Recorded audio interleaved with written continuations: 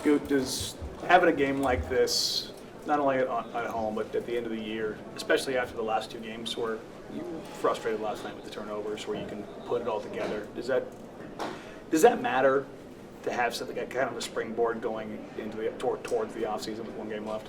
Yeah, definitely. Just these last few games, really just been fun to play. Really just been fun to play with the guys and know that the season is coming to an end, but still with the same goal, whether it's the first few games, whether it's the last few games. And I think, like you said, a little bit frustrated with the turnovers and stuff like that, but knowing that things like that are going to happen, and like I said last night, just always on that next play mentality. So, what do you make of year 1? I think, first and foremost, I want to say that I'm blessed to be here in Portland. They opened me with open arms, and they accepted me, and it's been fun to play here, with the fans and even outside the court, with everybody else. And I'm just repping the Portland jersey, the red, white, and black. But it's been a year full of experience and learning experiences. And it's been fun though. Like I said, at least I have the best job in the world, and that's being able to come here and do my job at a high level. So. What do you feel like you learned, like you say, learning experience? What do you feel like you learned from night 1 to now? Things that aren't on the stat sheet, whether it's the traveling, whether it's just the scouting, getting to know different players' tendencies. I think that's something that's really common in the league, and just what Chauncey and all the coaches always talking about it. With the vets, they always like. This guy, what he doing, like things like that I can carry over to next year. That I'm gonna know next year, and things like that I learned. What would you say you maybe grew the most this season at Scoot? I think my leadership. I think I grew as a leader and as a point guard, as a communicator on both sides of the floor and off the court as well. Just trying to bring guys together, whether it's from me or whether I'm telling somebody to tell somebody this.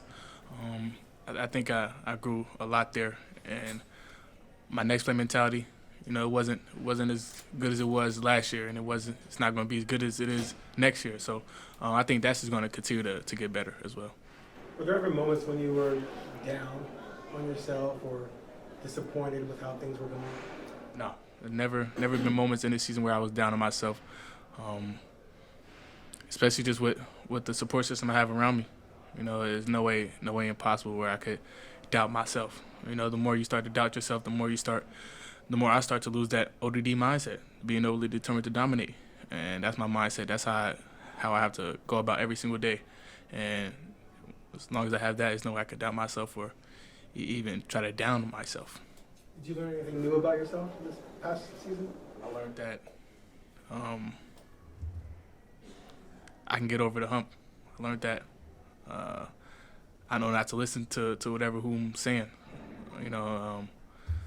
and that I'm strong and that I have my team with me the whole time, that I'm a young point guard, but, that's not going to affect who I am as a person or things like that. But I just learned that I'm a strong individual, and I knew that already. So just coming into a new area, a new environment, still with the same mindset.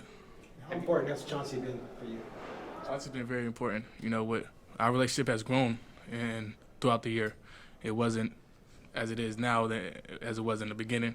I think we just continue to grow tighter and tighter game by game. And the more we watch film together, I could feel like, the little aura around us. So. Have you thought at all about whether you want to play summer league again? Yeah, I think I would. I think I'd play summer league. That's bump. That's good bump, so wherever your hoop is, I'm with it. Go ahead. Scoot, was there, away from basketball, during the season, was there anything, off the court, like books you read, music you listened to, anything that you kind of did that away from basketball? Yeah, I was reading a few books. I was about to finish the 48 Laws of Power. I'm like almost at the end of that one. I stopped reading that though. That got a lot of stories in it. I finished the 7 Spiritual Laws of Success early on in the season. What else? Oh, the 5th Agreements. I finished it. I finished that. But really, getting my house together. that's been the most fun part. You know, you got a new house, and honestly, I got a lot of space to put whatever I like. You know, so my mom might not like it, but I love it. So Was there anything from those books that you were mentioning that you kind of brought to the court?